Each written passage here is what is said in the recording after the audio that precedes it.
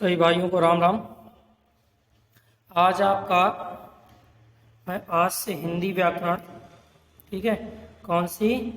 हिंदी व्याकरण, जो कि बहुत इम्पोर्टेंट होती है, चाहे आप बोर्ड एग्जाम के जरिए से देखें या किसी कॉम्पिटिटिव एग्जाम के जरिए से देखें, सभी में हिंदी व्याकरण जो होती है महत्वपूर्ण योगदान देती है आपके नंबर बढ़ाने में। तो आज से शुरू करेंगे हिंदी व्याकरण।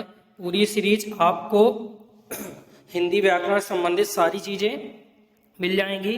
तो आप लोग फटाफट प्लेलिस्ट को सेव कर लीजिएगा, ठीक है, प्लेलिस्ट को सेव कर लीजिएगा। इसके अलावा आप कंटिन्यू देखते रहिएगा, क्योंकि हिंदी व्याकरण जो होती है, हिंदी हमारी भाषा है और उसको जानना हमारा कर्तव्य है।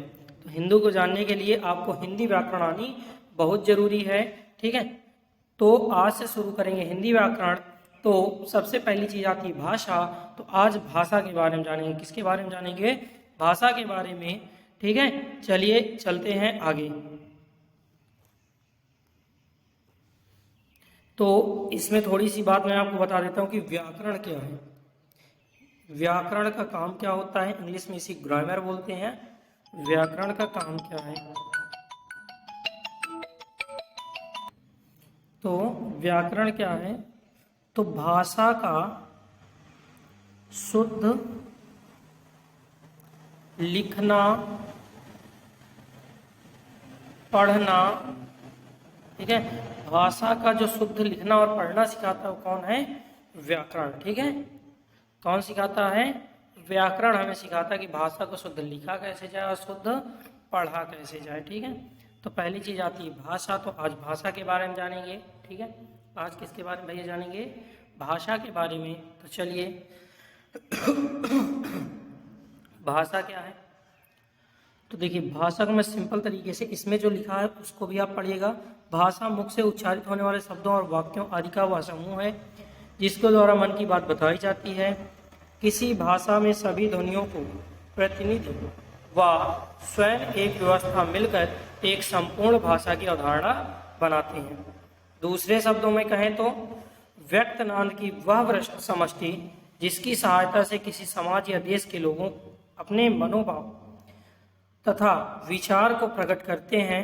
मुख से उच्चारित होने वाले शब्दों और वाक्यों आदि का वह समूह जिसके द्वारा मन की बात बताई जाती है भाषा कहते हैं। चलिए मैं भाषा की एक चीज और बता देता हूं, ठीक है। भाषा वह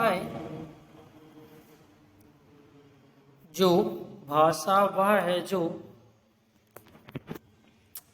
अपने विचारों को प्रकट करने, अपने विचारों को प्रकट करने व दूसरे के विचारों को समझने का माध्यम है, ठीक है। भाषा क्या है? अपने विचारों को दूसरों तक पहुंचाना तथा दूसरों के विचारों को समझने की जो प्रक्रिया होती है उसे हम क्या बोलते हैं? भाषा। किसी की भी अलग भाषा होती है, ठीक है। अभी भाषा के प्रकार भी बताएंगे कि जैसे कि जानवर हैं, जानवरों की भाषा अलग है, जानवर की भाषा समझता है, ठीक है। तो अगर हम उस भाषा का अध्ययन करें तो उनकी भाषा समझ सकते हैं। यानी कि संसार में सभी की एक भाषा होती है, उस भाषा के तहत ही वो एक दूसरे से कम्युनिकेशन करते हैं, यानी कि आपस में तालमेल बढ़ाते हैं, ठीक है। तो भाषा क्या है? अपने विचारों को दूसरों तक पहुंचाना तथा दूसरों के विचारों को समझने का माध्यम क्या कहलाता है? भाषा कहलाता है, ठीक है। तो भाषा क्या है? एक माध्यम है। क्या है भाषा? माध्यम, ठीक है। कोई दिक्कत? चलिए अब आगे, भाषा क्या होती है? बोली जबान वाणी। क्या होती है? बोली जबान वाणी होती है, ठीक है। चलिए और परिभाषाएं दी गई हैं। भाषा वह साधन है जिसके माध्यम से हम सोचते हैं और अपने विचारों को व्यक्त करते हैं। मनुष्य अपने विचार, भावनाओं एवं अनुभूतियों को भाषा के माध्यम से ही व्यक्त करता है, ठीक है। फिर राम विशाल शर्मा जी हैं, इनकी एक परिभाषा है, एक भाषा कई लिपियों में लिखी जा सकती है और दो या दो से अधिक भाषाओं की एक ही लिपि हो सकती है। भाषा संस्कृत का वाहन है और उसका अंग है। वाहन का मतलब पहुंचाने वाला, ठीक है।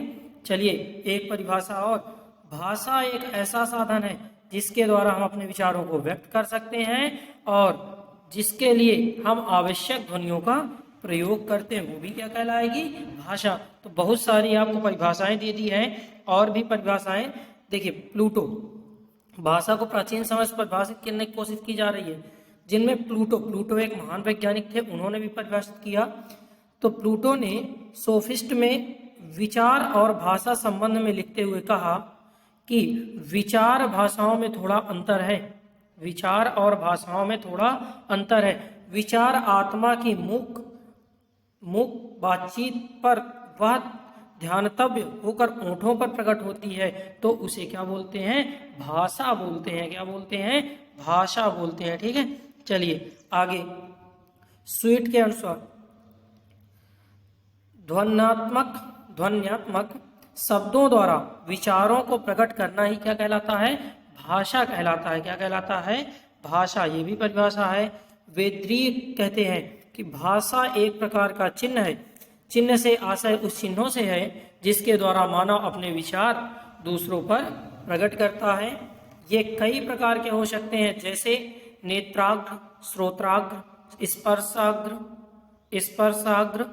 वस्तुतः भाषा की दृष्टि से श्रोत्राग्र प्रतीक हो सर्वश्रेष्ठ है, ठीक है। चलिए ब्लाकर ट्रेगर के मत अनुसार भाषा यादृच्छिक भाष्य प्रतीकों का तंत्र है जिसके द्वारा एक सामाजिक समूह का सहयोग करता है। श्रुत्वा के अनुसार भाषा यादृच्छिक भाषा प्रतीकों का तंत्र है जिसके द्वारा एक सामाजिक समूह के सदस्य सहयोग एवं संपर्क करते हैं, ठीक है। आगे देखते हैं भैया कि भाषा का अर्थ क्या है। भाषा का अर्थ क्या है, भाषा संस्कृत शब्द के भाष्य से बना है। किससे बना है, भाष्य धातु से बना है, जिसका मतलब होता है बोलना या कहना, ठीक है। क्या होता है, बोलना या कहना।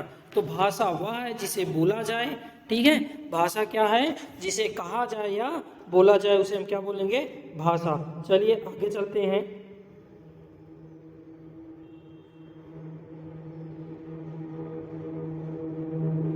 भाषा एक पद्धति है, यानी कि सुसंबद्ध सुव्यवस्थित योजना व संगठन है जिसमें कर्ता कर्म क्रिया आदि व्यवस्थित रूप में आ सकते हैं। क्या कहलाएगी, भाषा, ठीक है। तो भाषा संकेतक अर्थात इसमें जो ध्वनियाँ उच्चारित होती हैं उनका किसी वस्तु या कार्य से संबंध होता है। ये ध्वनियाँ संकेतात्मक और प्रतीकात्मक होती हैं, ठीक है। भाषा वाचिक ध्वनि संकेत है, अर्थात मनुष्य अपने वज्रिक्री की सहायता से संकेतों का उच्चारण करता है, वे ही भाषा के अंतर्गत आते हैं। भाषा यादृच्छिक संकेत है। यादृच्छिक से तात्पर्य है ऐच्छिक, अर्थात किसी भी विशेष ध्वनि का किसी विशेष अर्थ से मौलिक अथवा दार्शनिक संबंध नहीं होता, ठीक है। तो ये भाषा है। चलिए आगे देखते हैं।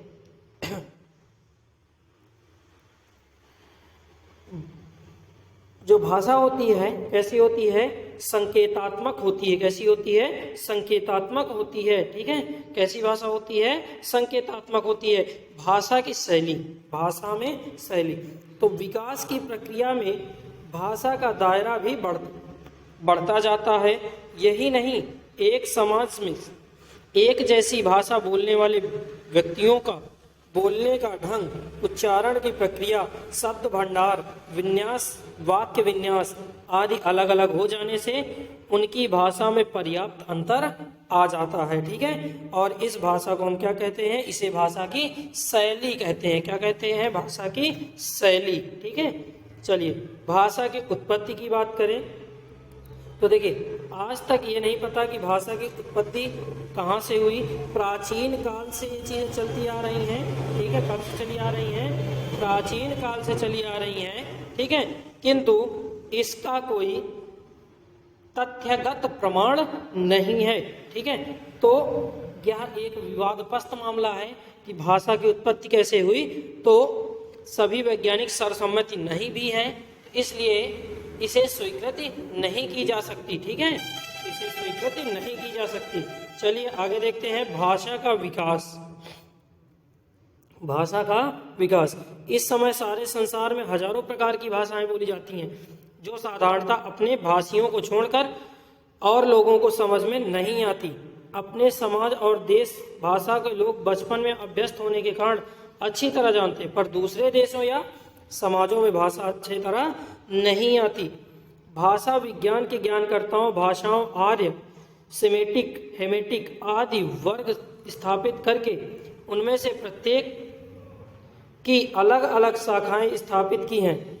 उन शाखाओं को के भी अनेक वर्ग उपवर्ग बनाकर उनमें बड़ी बड़ी भाषाओं और उनके प्रतीक भेदों, उपभाषाओं अथवा बोलियों में रखा है। ठीक है, चलिए अब भाषा, जैसे कि हमारी भाषा क्या है, हिंदी भाषा है। कैसी भाषा है?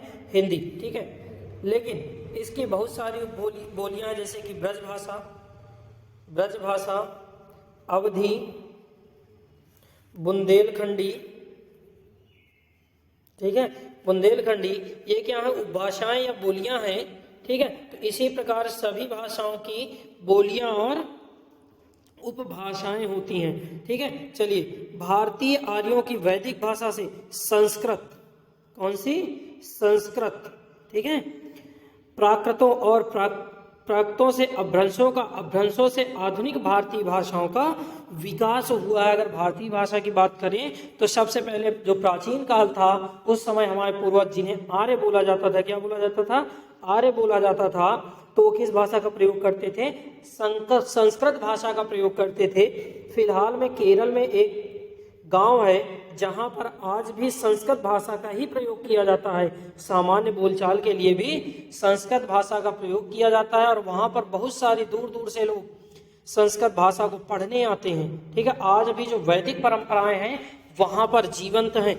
तो आपको अगर कहीं जाने को, घूमने का मन हो तो आप एक बार उस गांव में जाइएगा जरूर, और वहां पर की संस्कृति जो है उसके बारे में जानिएगा।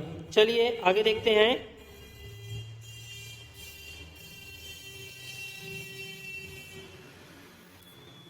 प्रायः भाषा लिखित रूप से व्यक्त करने लिपियों की सहायता लेनी पड़ती है। भाषा और लिपि भाव व्यक्तिकरण के दो अभिन्न पहलू हैं। एक भाषा कई लिपियों में लिखी जाती है, दो या दो से अधिक एक लिपि हो सकती है।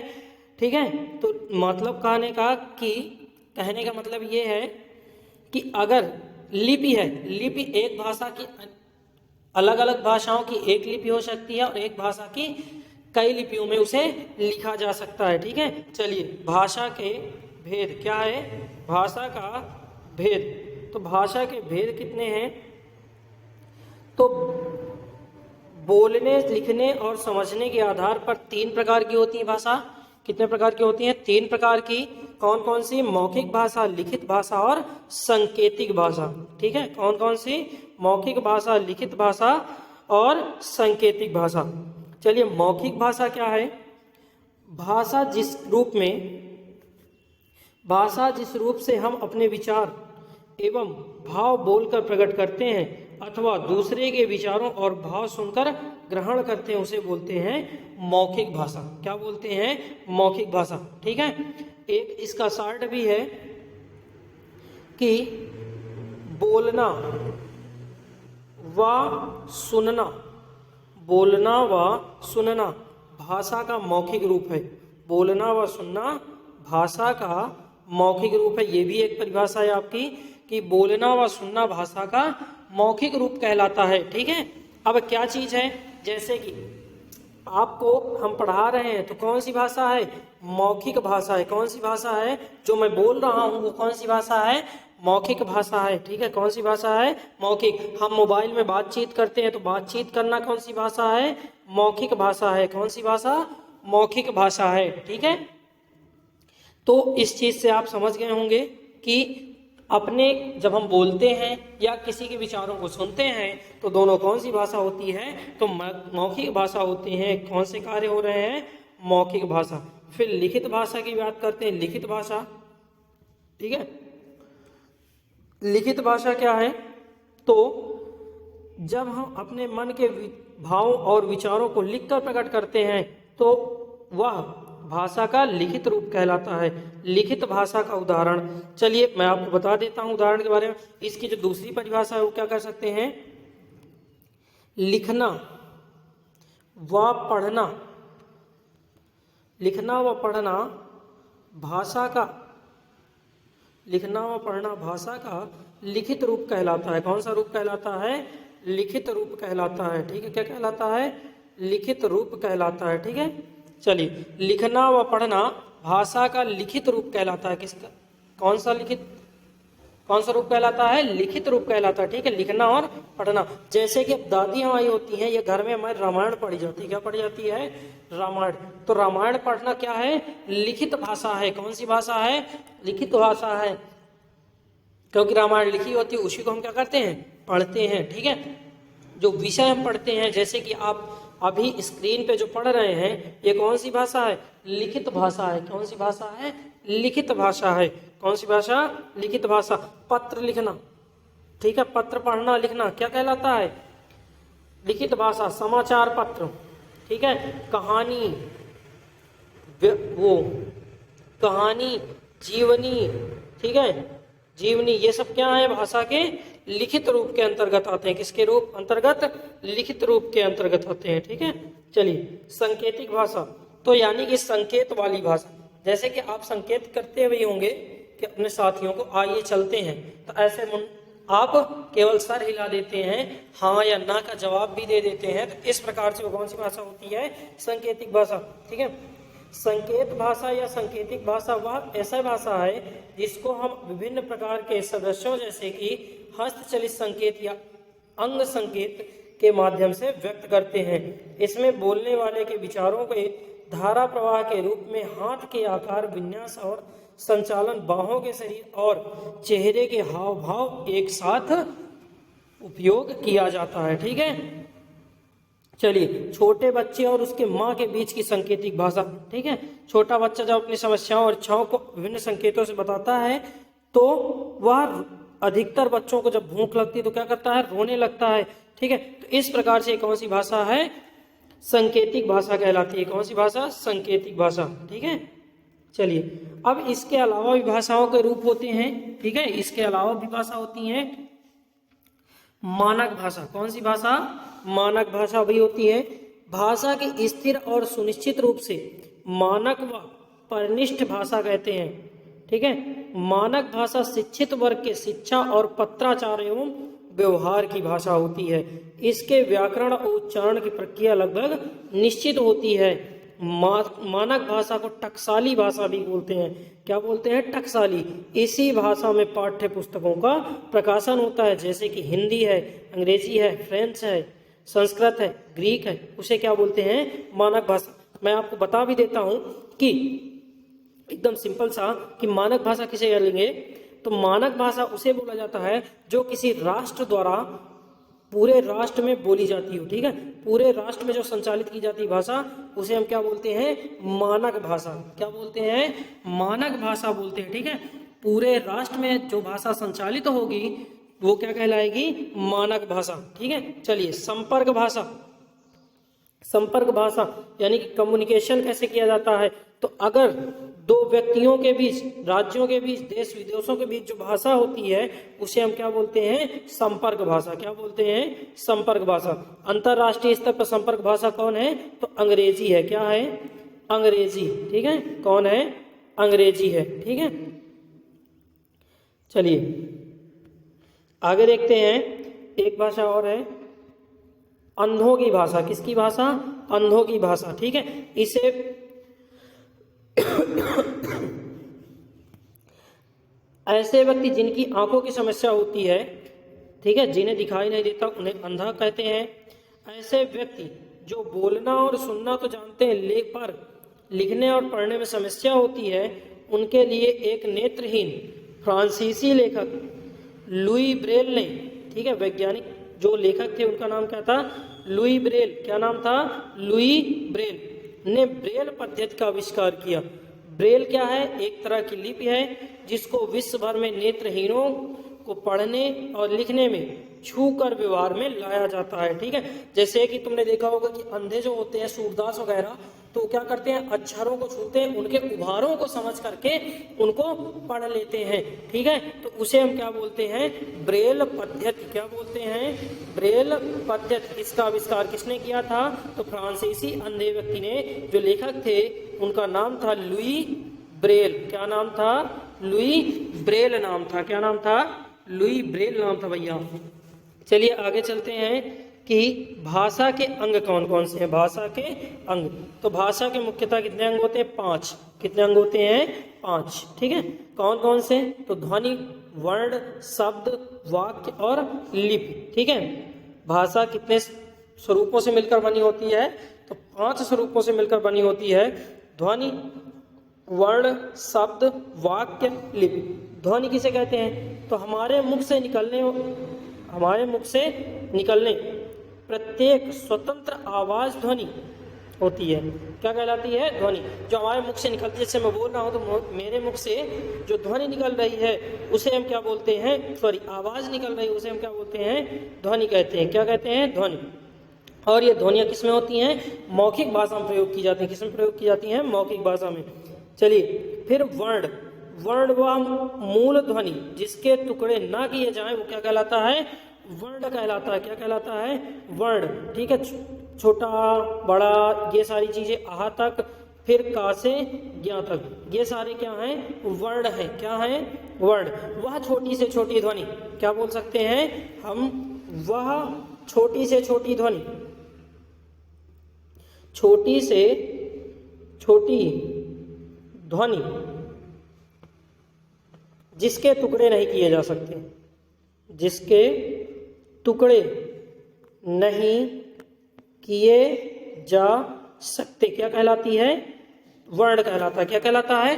वर्ण। याद रखिएगा वर्ण की डिफिनेशन क्या है? वह छोटी से छोटी ध्वनि जिसके टुकड़े नहीं किए जा सकते, वर्ण कहलाता है। चलिए फिर शब्द। वर्णों का वह समूह जिसका कोई अर्थ निकलता उसे शब्द कहते हैं। जैसे कि कमल, अब ये किससे मिलकर बना है? वर्णों से। का, मा और ला, यानी कि 3 शब्दों से मिलकर बना है कमल। क्या बना है? कमल। ठीक है, या राजा। राजा किससे मिलकर बना है?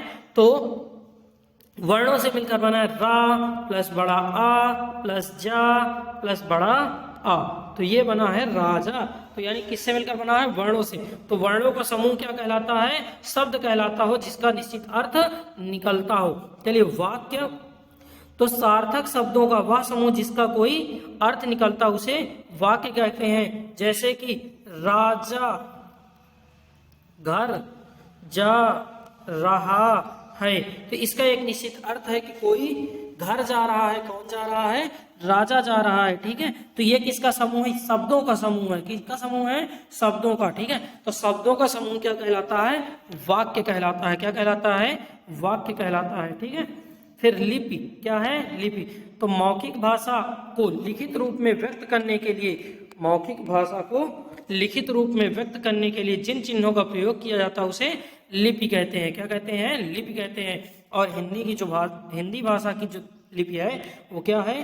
देवनागरी। क्या है? देवनागरी लिपि। कौन सी लिपि है? देवनागरी लिपि। बहुत सारे क्वेश्चन कॉम्पिटिटिव एग्जाम में पूछे जाते हैं यहाँ से कि हिंदी भाषा की लिपि क्या है। तो हिंदी भाषा की लिपि क्या है? देवनागरी है। क्या है? लिपि देवनागरी है। चलिए आगे चलते हैं। भाषा की प्रक्रिया। भाषा की प्रक्रिया। ठीक है, तो भाषा क्या है? तो क्रम से सीधी सी बात है, सुनना, सुनना, देखना, बोलना, ठीक है, बोलना, पढ़ना, लिखना। ठीक, ये क्या है? तो ये क्या है? भाषा की प्रक्रियाएं हैं। क्या है? भाषा की प्रक्रियाएं हैं। ठीक है, चलिए तो आपको पता भी है, सुनना यानी कि लिसनिंग, देखना यानी कि सीइंग। ठीक है, जब हम सीधी सी बात है, जब टीचर मैं आपको बता रहा हूं तो आप क्या कर रहे हैं? उसे सुन रहे हैं और जो स्क्रीन है उस पर क्या कर रहे हैं, देख रहे हैं, तो क्या हो गया, देखना। ठीक है, इसके बाद बोलना, तो आप उसको पढ़ करके, जब आप पढ़ते हैं तो खुद बोलते हैं तो हो गए पढ़ना, बोलना, फिर उसके बाद पढ़ना कि देख रहे हैं, पढ़ते जा रहे हैं। ठीक है, चलिए फिर उसको लिखते हैं तो यानी कि हो गया लिखना। ठीक है, आपको सब पता है। फिर बोली, विभाषा और भाषा। ठीक है, तीन चीजें हैं, बोली, विभाषा और भाषा। तो ये हैं क्या, चलिए, यो बोली, विभाषा और भाषा मौलिक अंतर बता पाना कठिन है, क्योंकि मुख्यतः अंतर व्यवहार क्षेत्र के विस्तार पर निर्भर करता है। किस पर निर्भर करता है, विस्तार पर निर्भर करता है। वैविध्य विविधता के चलते एक समाज में चलने वाली एक ही भाषा कई रूपों में दिखाई देते हैं। ठीक है, मुख्य रूप से भाषा के इन रूपों को हम देख सकते हैं, बोली, विभाषा और भाषा। चलिए, बोली क्या है, बोली क्या होती है, भाषा की सबसे छोटी इकाई होती है। भाषा की सबसे छोटी इकाई क्या होती है, बोली, जो किसी ग्राम या मंडल में बोली जाती है। जो किसी मंडल यानी कि सीमित क्षेत्र में अगर बोली जा, सीमित क्षेत्र में जो भाषा बोली जाती है उसे हम क्या बोलते हैं, बोली। क्या बोलते हैं, बोली। ठीक है, उसे बोलते हैं बोलचाल की भाषा भी बोल सकते हैं। क्या बोल सकते हैं, बोलचाल की भाषा। चलिए, विभाषा क्या होती है, जो प्रांतों में चलती है। कहाँ चलती है, प्रांतों में प्रचलित होती है, उसे क्या बोलते हैं, विभाषा। क्या बोलते हैं, विभाषा। ठीक है, जैसे कि ब्रज भाषा, अवधी भाषा, अवधी, बुंदेलखंडी। ठीक है, बुंदेलखंडी, तो ये क्या है, ये क्या है, तो विभाषाएं। क्या है, विभाषा। ठीक है, चलिए अब इसके बाद भाषा किसे बोलते हैं, तो भाषा अथवा कहें परिनिष्ठ भाषा, आदर्श भाषा, विभाषा से विकसित स्थिति है, जिसे राष्ट्र या टकसाली भाषा भी कहा जाता है। यानी कि जो पूरे राष्ट्र में बोली जाती है उसे क्या बोलते हैं, भाषा बोलते हैं। क्या बोलते हैं, भाषा। ठीक है, तो भारत जैसे भाषा कैसे, हिंदी, अंग्रेजी, फ्रेंच। ठीक है, हिंदी, अंग्रेजी, फ्रेंच। ठीक है, मदारिन, तो ये सब क्या है, भाषाएं हैं। ठीक है, तो ये क्या है, भाषाएं हैं। चलिए, बोली और भाषा में अंतर क्या है, बोली और भाषा में अंतर। बोली कहाँ बोली जाती है, कुछ जिलों या ग्रामों तक सीमित होती है, जबकि भाषा क्या होती है, व्यापक होती है। ठीक है, फिर बोली किसी विशेष क्षेत्र बोली जाती है, अतः विकसित नहीं होती, जबकि भाषा पूर्ण विकसित होती है, बहुत व्यापक क्षेत्र में बोली जाती है। बोली में साहित्य लेखन क्षेत्रीय होता है, जबकि भाषा का साहित्य की प्रचुरता होती है। बोली का प्रयोग राज्य कार्यों में किया जाता है, जबकि बोली का प्रयोग राज कार्यों में नहीं होता, जबकि भाषा का प्रयोग राज कार्यों में होता है। बोली का व्याकरण सीमित नहीं होता, जबकि भाषा का व्याकरण सुव्यवस्थित एवं पूर्ण होता है। बोली कन्नौजी, कुमाऊनी, मेवाती, ठीक है, लेकिन भाषा हिंदी, अंग्रेजी, फ्रेंच, ठीक है, स्पेनिश, ये सब क्या है, भाषाएं हैं। भाषा और विभाषा में अंतर क्या है, तो भाषा क्या है, क्षेत्र व्यापक होता है, जबकि विभाषा का क्षेत्र सीमित होता है। भाषा बोली का पूर्ण विकसित रूप है, जबकि विभाषा क्या है, अर्ध विकसित होती है। इसका साहित्य प्रचुरता एवं महत्ता होती है, जबकि इसमें साहित्य तो रहता है परंतु उसमें महत्ता प्राप्त नहीं हो पाती है। भाषा का प्रयोग राज कार्यों में होता है, जबकि विभाषा का प्रयोग साहित्य और बोलचाल तक ही सीमित होता है। ठीक है, भाषा हिंदी, अंग्रेजी और विभाषा ब्रज, अवध, ठीक है, बुंदेल, ऐसी, ठीक है, बुंदेली। चलिए आगे है भाषा में राज्य भाषा किसे बोलते हैं, राज्य भाषा। ठीक है, तो किसी प्रदेश या राज्य सरकार द्वारा उस राज्य के अंतर्गत प्रशासनिक कार्यों को संपन्न करने के लिए जिस भाषा का प्रयोग किया जाता है उसे राज्य भाषा बोलते हैं। क्या बोलते हैं, राज्य भाषा। यह भाषा संपूर्ण प्रदेश के अधिकांश जन समुदाय द्वारा बोली और समझी जाती है। प्रशासनिक दृष्टि से पूर्ण राज्य में सर्वत्र इस भाषा को महत्व मिलता है। जैसे कि अगर यूपी की बात करें तो यूपी की क्या है, हिंदी है। क्या है राजभाषा, हिंदी। दूसरी कौन सी है इसी की, उर्दू। ठीक है, ये पूछा करता है क्वेश्चन में आपसे कॉम्पिटिटिव एग्जाम में कि उत्तर प्रदेश की दूसरी राजभाषा कौन सी है, तो उर्दू है। क्या है, उर्दू। क्या है, उर्दू, और पहली राजभाषा क्या है? हिंदी है। ठीक है, जैसे कि नागालैंड की आप बात करें तो नागालैंड की अंग्रेजी है। क्या है? अंग्रेजी। ठीक है, कौन सी भाषा है? अंग्रेजी। और जो उत्तराखंड है, ठीक है, उत्तराखंड की है संस्कृत। क्या है? संस्कृत है। ठीक है, दूसरी राज्य भाषा संस्कृत है। तो इस प्रकार से राजभाषाएं होती हैं। फिर राजभाषा क्या है? राजभाषा। तो भारतीय संविधान में राज्यों और केंद्र शासित प्रदेशों के लिए हिंदी के अतिरिक्त 21 अन्य राज्य भाषाएं स्वीकार की गई हैं। राज्य की विधानसभाओं बहुमत के आधार पर किसी भाषा को अथवा चाहे तो एक से अधिक भाषाओं को अपने राज्य की राजभाषा घोषित कर सकता है। ठीक है, भारतीय संविधान के अनुसार हिंदी और अंग्रेजी भारत सरकार की राजभाषा है। भारत सरकार की राजभाषा है। ठीक है, राज्य सरकार की अपनी अपनी राज्य भाषाएं होती है, जैसे कि अभी मैंने बताया कि ठीक है 2-3। तो उसके अलावा राजभाषा, तो हाँ ये चीज क्वेश्चन भी आता है कि भारत की कोई राष्ट्रभाषा है, तो भारत की कोई राष्ट्रभाषा नहीं है, राजभाषा है। और राजभाषा क्या है? हिंदी है। क्या है? राजभाषा हिंदी है। ठीक है, चलिए आगे चलते हैं। राष्ट्रभाषा। राष्ट्रभाषा संपूर्ण राष्ट्र का प्रतिनिधित्व करती है। प्रायः अधिकाधिक लोगों द्वारा बोली और समझी जाने वाली भाषा होती है। प्रायः राष्ट्रभाषा किसी देश की राजभाषा होती है। किसी देश की राष्ट्रभाषा उस देश के नागरिकों के लिए गौरव, एकता, अखंडता और प्राथमिकता का प्रतीक होता है। गांधी जी ने राष्ट्रभाषा को राष्ट्र की आत्मा की संज्ञा दी थी। किसकी संज्ञा दी थी? राष्ट्र की आत्मा की संज्ञा दी थी। ठीक है, और कई देश एक ही भाषा को अपना राष्ट्रभाषा बना सकते हैं, जैसे कि अंग्रेजी। जो अंग्रेजी भाषा है बहुत सारे देशों की राष्ट्रभाषा है। क्या है? बहुत सारे देशों की राष्ट्रभाषा है। ठीक है, जैसे कि अमेरिका में भी अंग्रेजी राष्ट्रभाषा है। अमेरिका, इंग्लैंड, ठीक है, कनाडा, ये सारे देशों में क्या बोली जाती है? अंग्रेजी इनकी राष्ट्रभाषा है। क्या है? राष्ट्रभाषा। तो देखिए आगे लिखा भी है कि संविधान में हिंदी को राष्ट्रभाषा का दर्जा तो नहीं दिया गया, किंतु इसकी व्यापकता को देखते हुए इसे राष्ट्रभाषा कह सकते हैं। यानी कि लिखित तौर पर भारत की राष्ट्रभाषा कुछ नहीं है। ठीक है, केवल राजभाषा है। राजभाषा क्या है? हिंदी है। क्या है? हिंदी है। राष्ट्रभाषा भारत की नहीं है। चलिए, मातृभाषा। मातृभाषा क्या होती है? जन्म लेने के बाद जो व्यक्ति जो भाषा सीखता है उसे हम उसे की मातृभाषा बोलते हैं। वह उसकी क्या होती है? मातृभाषा। जन्म लेने के बाद मानव जो प्रथम भाषा सीखता है उसे मातृभाषा बोलते हैं। ठीक है, मातृभाषा किसी व्यक्ति की सामाजिक एवं भाषाई पहचान होती है। मातृभाषा अधिकांश रूप से क्षेत्रीय बोलियों में सम्मिलित होती है, जैसे कन्नौजी, ब्रजभाषा, हरियाणवी, मालवी आदि। ठीक है, तो मातृभाषा क्या होती है कि जन्म से जो भाषा बोली जाती है उसे हम क्या बोलते हैं? मातृभाषा बोलते हैं। क्या बोलते हैं? मातृभाषा। ठीक है, सबकी भिन्न भिन्न हो सकती हैं। चलिए आगे, विश्व की भाषाएं।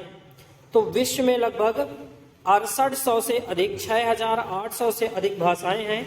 40% भाषाओं के प्रत्येक भाषा में 1000 से भी कम व्यक्ति हैं। 40% जो भाषा है इससे 68,000 का 40%, तो 6800 गुणे 40/100 काट लेंगे। ठीक है, कर देंगे गुणा 4 0, तो निकाल लेंगे तो कितना आएगा? 4 0 0, 8 चौक 32, 3 आया, 6 चौको 24, 24 3 27, यानी कि लगभग 2720। कितनी? 2720 जो भाषाएं हैं उनमें प्रति 1000 व्यक्ति से भी कम व्यक्ति वह हैं। ठीक है, जो वो भाषा बोलने वाले व्यक्तियों की संख्या कितनी है? 1000 से भी कम है। ठीक है, चलिए आगे। दुनिया में लगभग 23 भाषाएं प्रमुख हैं जो समस्त संसार की आधी आबादी को अपने आप में समेट लेती हैं। ठीक है, चलिए अब कुछ इंपॉर्टेंट पॉइंट हैं। इंपॉर्टेंट पॉइंट आप याद पढ़िएगा। अमेरिका में कोई आधिकारिक भाषा नहीं है। अमेरिका की कोई आधिकारिक भाषा नहीं है, लेकिन जो कामकाज होता है वो किसमें होता है? अंग्रेजी में। किसमें होता है? अंग्रेजी में होता है, ठीक है। किसमें होता है?